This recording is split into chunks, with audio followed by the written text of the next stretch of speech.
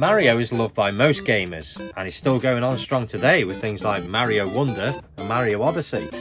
But let's go way back to 1985, where we've got Mario Brothers on the NES. But is it any good? Let's have a little look. You as Mario must race through the Mushroom Kingdom to rescue the Princess Toadstool from King Koopa, whilst avoiding many hazards and enemies along the way. The two buttons will make Mario run if held down, and the other will make him jump. Typically, enemies can be defeated by jumping on their heads. Not such a good idea with spiked enemies. You have 3 lives, and you can lose them all if you fall down a pit or make contact with enemies when you're not powered up. In order to power up, you need to break open question mark blocks to reveal items. In most blocks you'll find coins to collect, and 100 of these will give you an extra life. Power-ups that can be found are the mushroom to make Mario bigger, and a flower to enable Mario to fire fireballs, and a star for temporary invincibility. The levels are relatively short, so you just need to make it to the other end. You need to avoid or kill enemies, jump over obstacles, and even go down pipes to find bonus coins.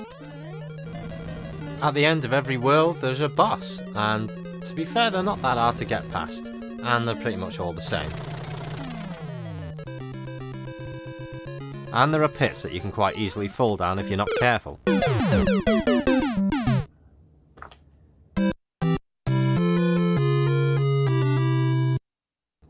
Oh well, at least he died trying. I mean, Princess Toadstool will probably end up becoming a crack whore for King Koopa and end up dying in a side street somewhere with trap marks in her arms. But is this game any good? Well, it's alright. I mean, when I played this in the 80s, it was a lot of fun. But going back to it now, it doesn't seem that appealing.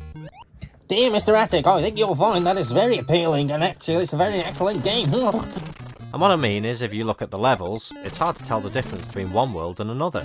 And this becomes very boring when World 5 looks no different to World 1.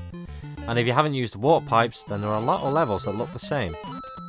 Yes, it was an early title for the system, but we all know it was capable of more than this. Mario 3 proved this. I'm not saying this is a bad game, it's just very outdated now.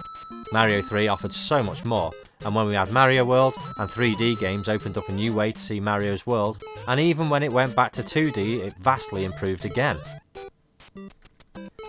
The music is great, even though there's only a few tracks, and the sound effects are good too. I actually prefer Mario All-Stars version where the graphics and sound are being upgraded.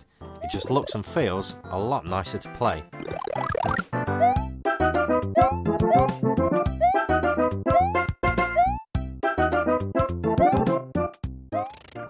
Overall, Mario Brothers is okay, I suppose. I mean, I prefer Mario 3 over this. I mean, surely you would too?